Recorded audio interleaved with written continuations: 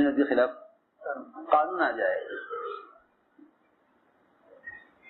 پھر مسلمان یہ چاہے کہ بھئی تم نے ہماری سنت کے خلاف قانون کیوں بنایا، لہذا ہم تمہارا مقابلہ کریں گے یا احتجاج کریں گے، کہ ان کے احتجاج کرنے سے اور ان کے شور مچانے سے اب کچھ نہیں ہوگا، کیونکہ تم اس قانون کے بننے سے پہلے ہی اس سنت کو چھوڑے ہوئے ہو. میں یاد کرنا چاہتا ہوں، پہلے مسلمان اسلام کو بگاڑے گا، پھر غیر بگڑے ہوئے اسلام کو مٹائیں گے، پھر غیر بگڑے ہوئے اسلام کو مٹائیں گے. میری بات توجہ چاہے گی بہت. پہلے مسلمان اسلام کو بگاڑے گا، پھر غیر اس بگڑے ہوئے اسلام کے خلاف قانون بنائیں گے. تو مسلمان یہ کہے گا کہ بھئی قانون ہے، ہم کیا کر سکتے ہیں، قانون ہے ہم کیا کر سکتے ہیں. بہت توجہ سے بات سننا. مولانا الیاس صاحب رحمۃ اللہ علیہ سے ایک صاحب نے یہ کہا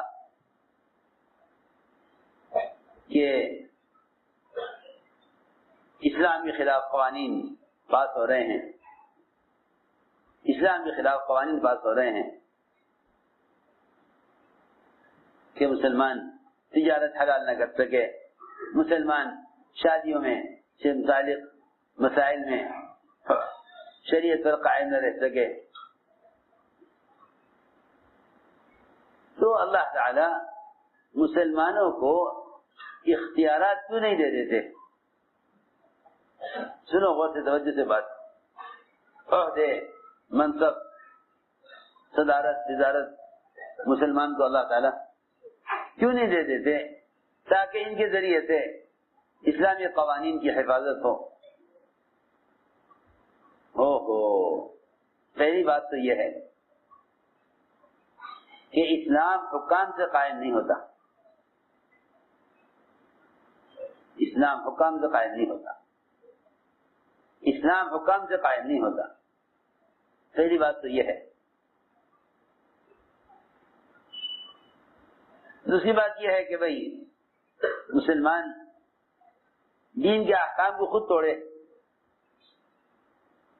اور پھر توڑنے والوں سے مقابلہ کرے. میری بات ذرا توجہ سننا. جو آدمی اپنے گھر کو خود توڑ رہا ہو، آدمی اپنے گھر کو خود توڑ رہا ہو، پھر دوسرے جا کے توڑنے لگے، تو اس پر ناراض نہیں ہونا چاہیے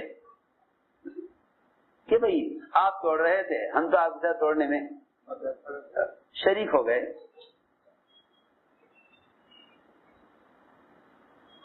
مولانا صاحب جو سوال کیا گیا کہ مسلمانوں کو عہدے، اختیارات کیوں نہیں دیے جاتے؟ حضرت نے فرمایا کہ جتنے دین پر چلنے میں مسلمان کو اختیار حاصل ہے، جتنے دین پر چلنے میں مسلمان کو اختیار حاصل ہے، اگر اس میں اس نے کوئی بھی کمی کی تو اللہ تعالی مسلمان کو اس چیز میں اختیارات نہیں دیں گے جو کام اس کے بس سے باہر ہے. آسان مثال یہ ہے، آسان بات یہ ہے کہ آپ باپ نے بچے کو چھوٹی دکان کرا دی، چھوٹی، دیکھیں کیا کرتا ہے، دیکھیں کیا کرتا ہے. چھوٹی دکان کرا دی، اس نے اس چھوٹی دکان پر نہ وقت دیا، نہ کوشش کی، بلکہ کچھ دن کے بعد دکان بند ہو گئی، تو جو مال اس پہ لگایا تھا وہ ضائع ہو گیا. تو اس سے اندازہ کر لینا چاہیے کہ یہ باپ بڑا کارخانہ اس بیٹے کو کیسے دے دے گا جس نے چھوٹی سی دکان کو بھی ضائع کر دیا اور نہیں چلا سکا. تو سوچنے کی بات ہے کہ جب مسلمان اپنے بدن کے اعضاء سے متعلق احکام کو پورا نہ کرے، وہ باہر کے دنیاوی نظام کو کیسے چلا دے گا؟ یہ ہمارے صاحب نے یہ فرمایا کہ جتنا کام مسلمان کر سکتا ہے، جب یہ اس کو پورا نہیں کر رہا تو جو کام اس کے بس سے باہر کا ہے، اللہ اس کو وہ کام کیسے دے دیں؟ جس کام کو یہ کر سکتا تو اس کو نہیں کیا، تو جو کام یہ نہیں کر سکتا اللہ اس کو وہ کام کیسے دے دیں؟ ہم نے ایک بات عرض کی ہے کہ پہلے مسلمان احکام کو بگاڑتا ہے، پھر غیر احکام کو مٹاتے ہیں. اس لیے فرمایا کہ سب سے بنیادی بات یہ ہے کہ جو آدمی تقوی اختیار کر لیتا ہے، اللہ رب العزت اس کے لیے نکلنے کا راستہ بنا دیتے ہیں. اللہ اس کے لیے نکلنے کا راستہ بنا دیتے ہیں جو آدمی تقوی اختیار کر لے. سب سے پہلا وعدہ ہے من یتق اللہ یجعل له مخرجا، کہ جو آدمی تقوی اختیار کر لیتا ہے. تو میں اس پر عرض کر رہا تھا کہ ہم بہت سے گناہوں کو یہ سوچ کر گزرتے ہیں کہ اس سے تو ہم بچ نہیں سکتے، ہم اس سے بچ نہیں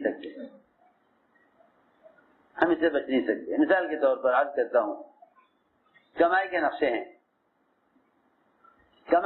ہیں، ان میں جھوٹ، ان میں سود، ان میں غبن، ان میں ایسے قوانین اور طریقے جنہیں مسلمان یہ کہہ کر اختیار کر لیتا ہے کہ اس کے علاوہ کوئی راستہ نہیں ہے،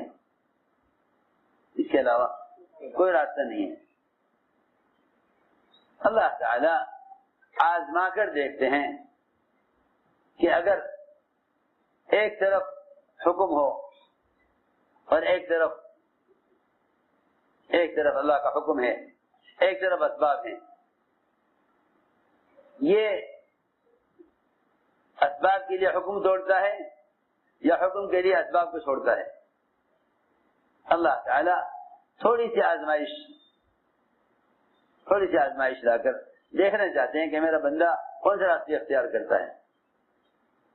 اگر حکم کو اختیار کر لے سب کے مقابلے میں تو اللہ تعالیٰ ایسے لوگوں کے لیے اسباب کو ایسے لوگوں کے تابع کر دیتے ہیں کہ اب تم جس طرح چاہو دنیا میں چلو، اب اسباب تمہارے تابع ہیں. اور اگر وہ اسباب کے لیے حکم توڑ دے تو پھر اللہ تعالیٰ کی طرف سے دو مشکلات پیش آتی ہیں.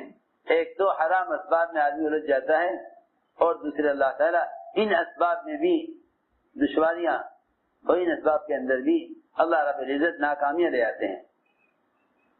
اسباب خوب ہوں گے مگر ناکامیاں بھی خوب ہوں گی. اللہ تعالیٰ ایک طرف حرام اسباب ہوں گے، ایک طرف احکام ہوں گے. دیکھنا چاہیں گے کہ میرا بندہ قدم کدھر اٹھاتا ہے. اس لیے ہم نے عرض کیا کہ پہلا وعدہ یہ ہے تقوی پر کہ اللہ تعالیٰ متقی کے لیے نکلنے کا راستہ بنائیں گے،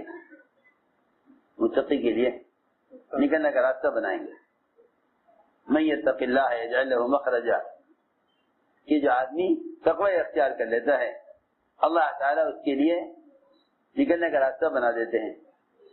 یہاں تک ہے ساتوں آسمان زمین آپس سے ملا دیے جائیں اور ان کے درمیان کسی کو گناہ مبتلا کیا جائے اور وہ بچنا چاہے تو اللہ تعالیٰ اپنے بندوں پر ظلم کرنے والے نہیں کہ یہ بندہ گناہ سے بچنا چاہے اور اللہ اس کو گناہ مبتلا کر دیں. اللہ ایسے نہیں ہے. اور یہ کہنا کہ بھائی ہم تو عمل کیسے کر لیتے، وہ تو اللہ تعالیٰ کی طرف سے توفیق نہیں ہوئی. ارے سنو بات،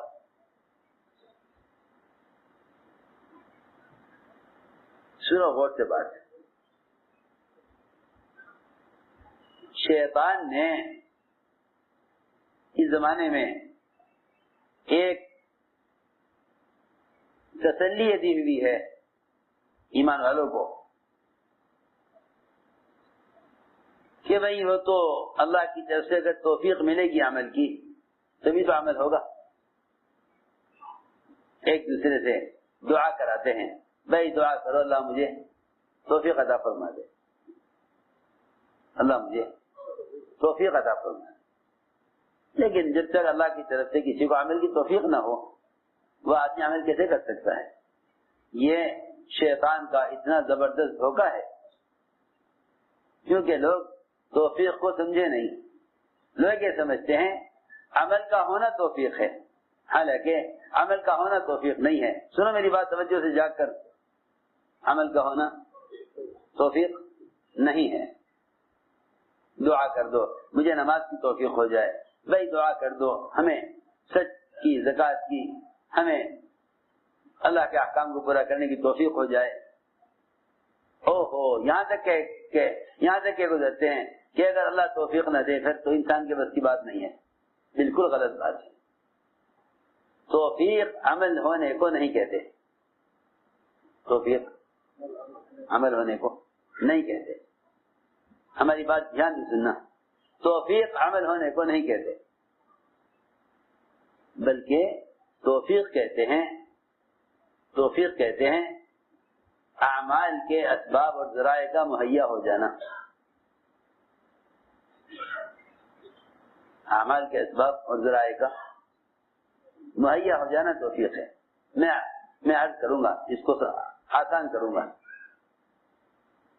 پہلے تو یہ بات یاد رکھ لو کہ عمل کا ہونا توفیق نہیں ہے. عمل کا ہونا توفیق نہیں ہے. ان اعمال کے لیے اسباب کا ہونا توفیق ہے.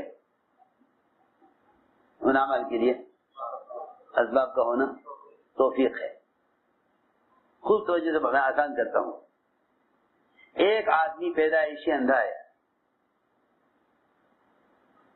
اللہ نے اس کو آنکھیں نہیں دی، تو کہا جائے گا اس آدمی کو قرآن دے کر پڑھنے کی توفیق نہیں ہے.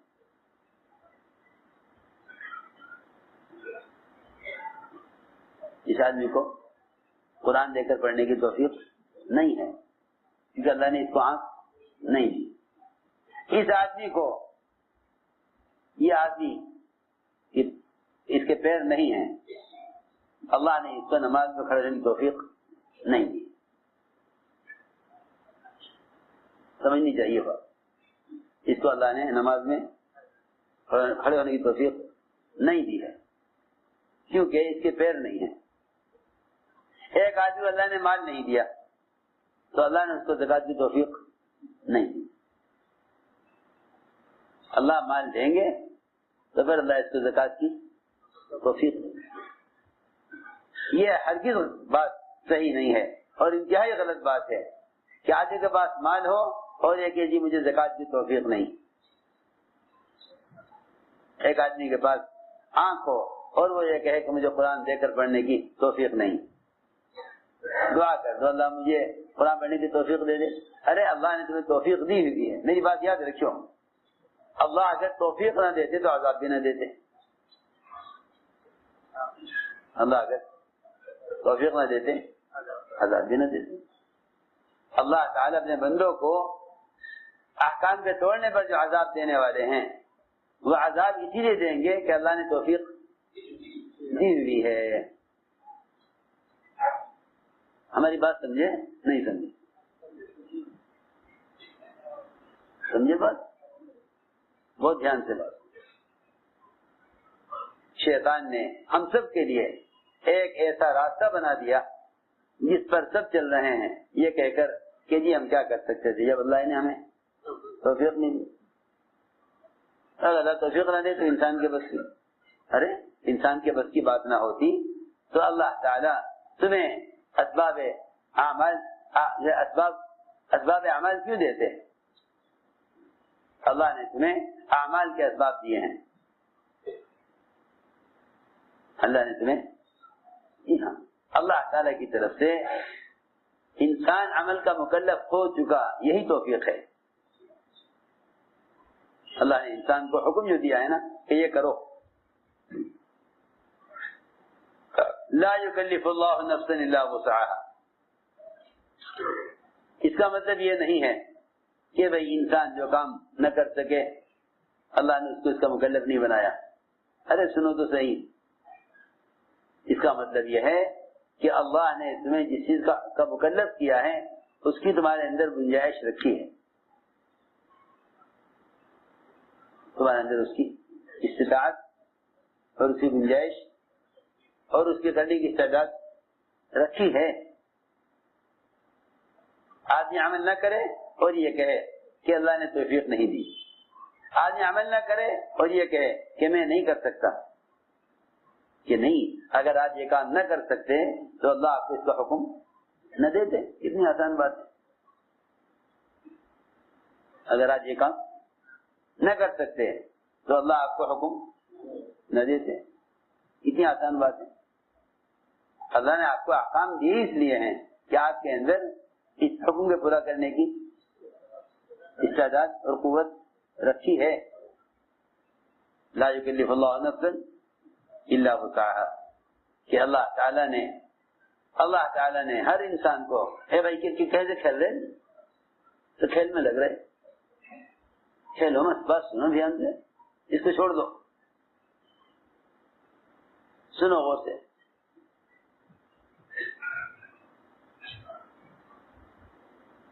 لا يكلف الله نفسا الا وسعها. مسلمان پہلے خود دین سے کھیلتا ہے، پہلے مسلمان خود دین سے کھیلتا ہے، پھر غیر مسلمان کے دین سے کھیلتے ہیں. پہلے خود مسلمان دین سے کھیلتا ہے، پھر اغیار ان کے دین کو کھیل بنا لیتے ہیں. بے شمار مثالیں ہیں. میری بات یاد رکھو، جو قوم اپنے کسی طریقے پر مجتمع ہو جاتی ہے، جو قوم اپنے کسی طریقے پر مجتمع ہو جاتی ہے، جو قوم اپنے کسی طریقے پر مجتمع ہو جاتی ہے، قانون کہتا ہے کہ بھائی یہ ان کی مذہبی چیز ہے، ہم اس کو نہیں بدل سکتے. سنو میں کیا کہہ رہا ہوں. اور جو قوم اپنے مذہب اور طریقے کے اعتبار سے مجتمع نہیں ہوتی اور وہ اپنے دین خود چھوڑ دیتے ہیں، تو قانون یہ کہتا ہے کہ بھئی اس چیز کی ان کے یہاں اہمیت نہیں ہے، لہذا اس کے خلاف قانون بنایا جا سکتا ہے. اس کی بہت مثالیں ہیں، اس کی بہت مثالیں ہیں، بے شمار مثالیں ہیں. آپ دنیا کے حالات دیکھیں،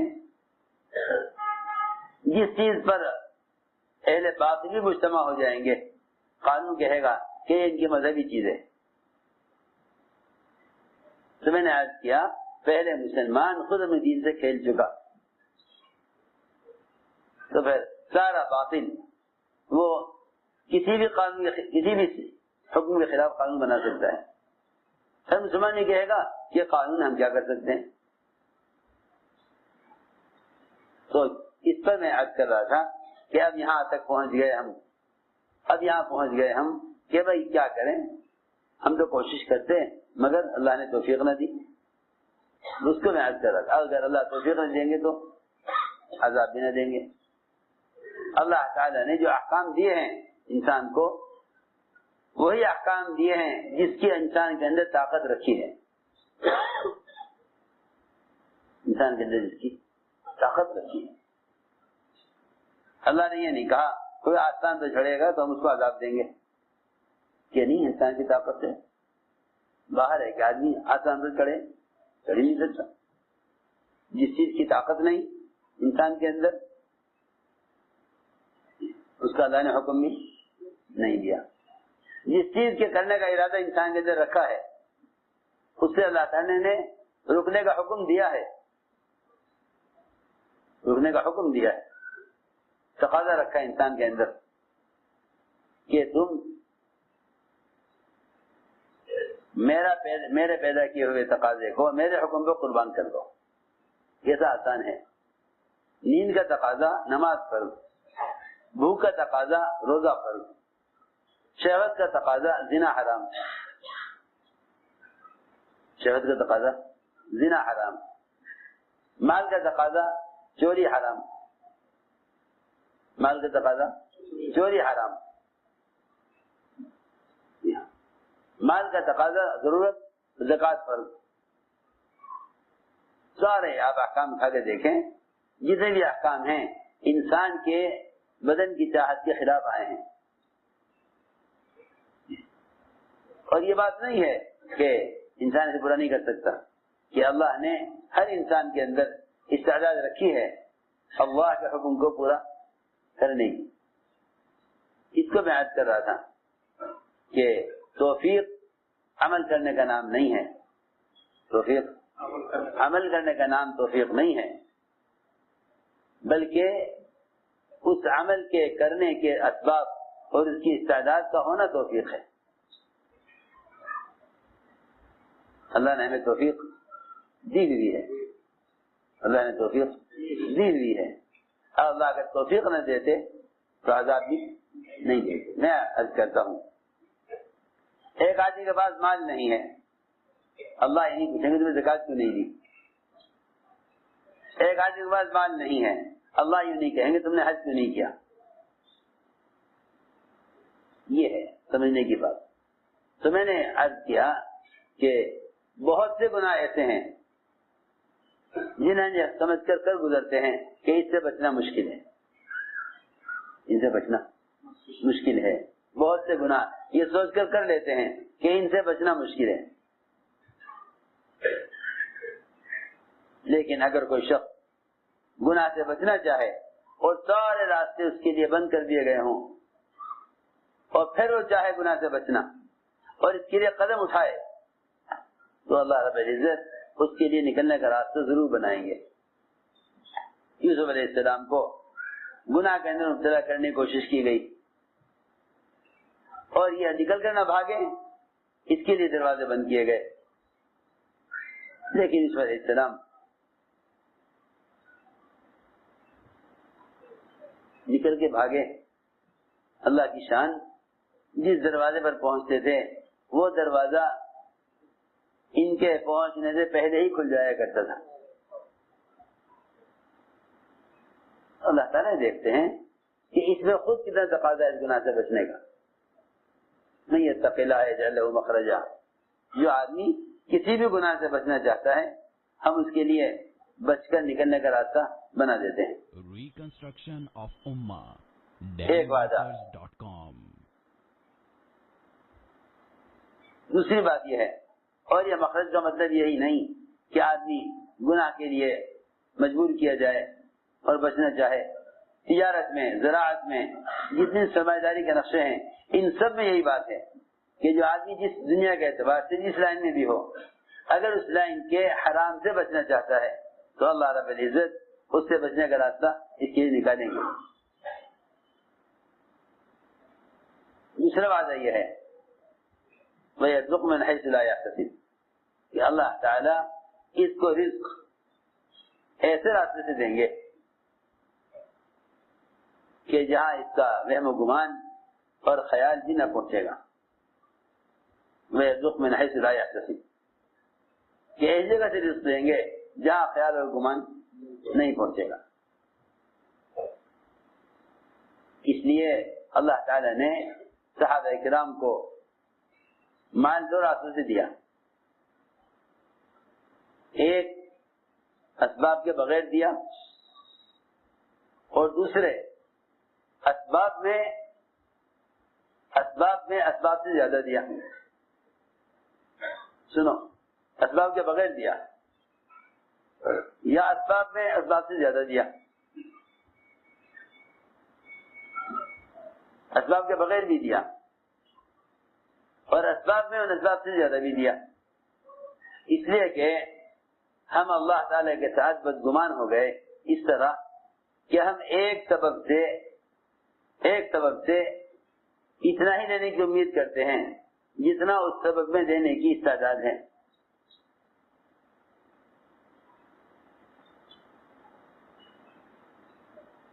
اسباب اللہ کے خزانے نہیں ہیں.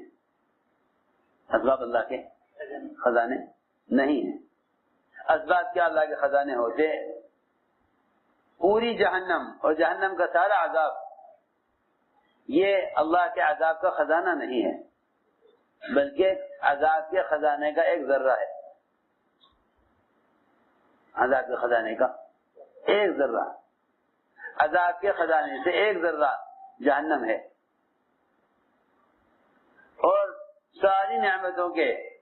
ساری نعمتوں کی جگہ جنت، وہ اللہ کے نعمت کے خزانوں کا ایک ذرہ ہے، وہ اللہ کے نعمت کے خزانوں کا ایک ذرہ ہے۔ جہنم اللہ کے عذاب کے خزانے کا ایک ذرہ ہے، جہنم اللہ کے عذاب کے خزانوں کا ایک ذرہ ہے۔ وہ ذرہ بھی سمجھانے کے لیے کہا ہے، وہ ذرہ بھی سمجھانے کے لیے کہا ہے۔ اور جنت اللہ کی نعمتوں کا خزانہ نہیں ہے اور نعمتوں کا مرکز نہیں ہے، بلکہ وہ اللہ تعالی کی نعمت کے خزانوں کا ایک ذرہ ہے۔ ساری جنتیں چاہے انبیاء کی ہوں چاہے اولیاء کی ہوں، ساری جنتیں اعلیٰ سے لے کر ادنا تک، یہ ساری جنتیں اللہ تعالی کی نعمتوں کا ایک ذرہ ہیں۔ پھر یہ کہنا کہ اسباب اللہ کی قدرت ہے یا اسباب میں قدرت ہے، لو جی، جب ایک ادنا حور کے ادنا جنتی کی ادنا حور اور اس کے ادنا لباس کا ٹکڑا اگر دنیا میں اتار دیا جائے تو ساری دنیا اس کی قیمت ادا نہیں کر سکتی۔ تو پھر جو اسباب لوگوں کے پاس ہیں، یہ اسباب اللہ کی قدرت کیسے ہو سکتے ہیں؟ ہم ایک سبب سے جتنا لینے کی امید کر لیتے ہیں اتنا ہی لے پاتے ہیں۔ یہ بھینس اتنا دودھ دے گی، یہ زمین اتنا غلہ دے گی، یہ زمین اتنا غلہ دے گی، تو ٹھیک ہے، تم نے اس زمین سے اتنا غلے کا ارادہ کیا ہے تو تمہیں اتنا ہی غلہ مل جائے گا، تمہیں اتنا ہی غلہ مل جائے گا۔ بے برکتی کا سبب یہ ہے کہ آدمی سبب سے امید کرے۔ بے برکتی کی وجہ یہ ہے کہ آدمی سبب سے امید کیے ہوئے ہے۔ بے برکتی اس لیے ہے کہ جس طرح اسباب مقید اور تنگ ہیں اور محدود ہیں، اس طرح ان اسباب سے آمدنی کو بھی ہم نے محدود کیا ہوا ہے۔ حالانکہ اسباب اللہ تعالی کی قدرت کا مظہر تو ہو سکتے ہیں، ذریعہ نہیں ہو سکتے کہ اللہ تعالیٰ اپنی قدرت سبب میں ظاہر کر دیں، اپنی قدرت سبب میں ظاہر کر دیں۔ اسباب قدرت سے لینے کا ذریعہ نہیں ہے، اسباب قدرت سے لینے کا ذریعہ نہیں ہے، اسباب تو مظہر ہیں کہ اللہ اپنی قدرت سبب بھی ظاہر کر دیتے ہیں۔ یہ غلہ زمین کے سبب سے دے دیں، غلہ زمین کے سبب سے دے دیں، یہ بھی اللہ کی قدرت ہے، یہ بھی اللہ کی قدرت ہے۔ اور زمین سے غلہ دینے کے بجائے مٹی کو ہی آٹا بنا دے، ابراہیم علیہ السلام کی طرح کہ مٹی کو ہی آٹا بنا دے۔ میں عرض کر رہا تھا کہ اس زمانے میں مسلمان سب سے بڑی غلط فہمی یہ شکار ہوا، سب سے بڑی غلط سوچ یہ ہے مسلمان کی کہ وہ اتنی ہی امید کرتا ہے جتنے اسباب ہوتے ہیں۔